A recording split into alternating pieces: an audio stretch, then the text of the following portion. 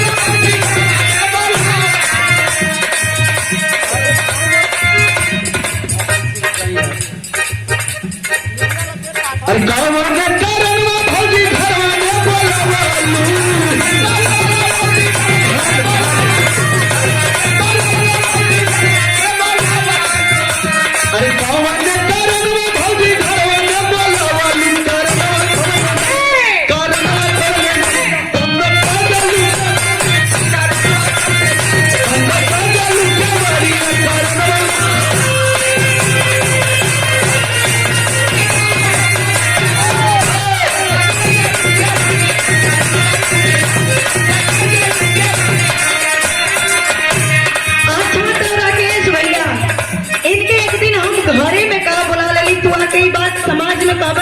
हाँ, और घर में बोला के आम का अचार खियावा।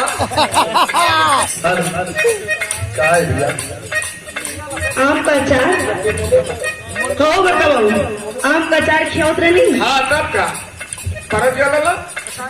देखा आम का अचार तो ठीक रहा लेकिन भारी होकर बढ़िया ना रहा। चला अच्छा बता दे। हाँ बतावा बता दे। बतावा। केकर केकर सुने को मन हो। अरे वाह, जेकर जेकर सुने का मन है तस्वीर पहुंचा भी नहीं। सुना जब तू पूछी लेना तो हम जवाब दे। हाँ बतावा। सुना हंसे के बोले के तोरू घर में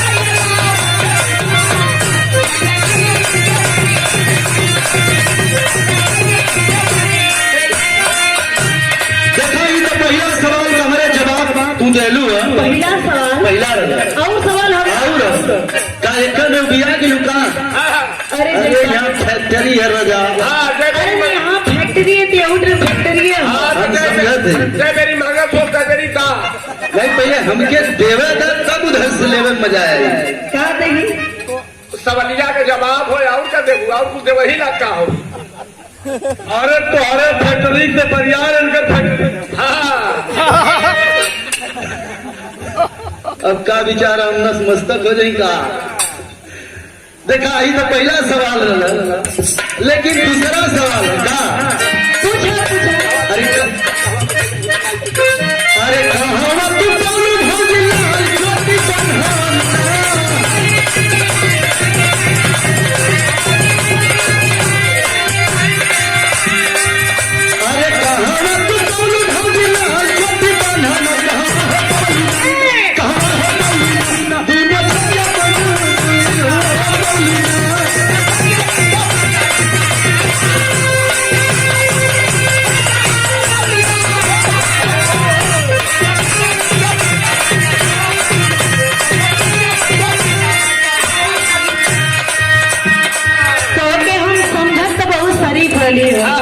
तो कहाँ बदमाश है हमके भैया, हम बदमाश ही राकेश भैया, हमारे तरह शरीफ कोनो गवैया हुआ, नहीं हो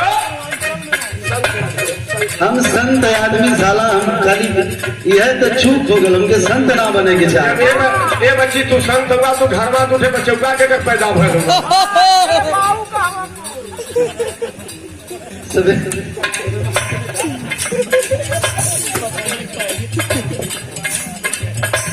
सुना, जब पूछी जाना तो हमारे देखा ये बतौला कि हम इनकर भौजी है, तो हम बता देवल चाहते कि हमार छोट देवर हुआ।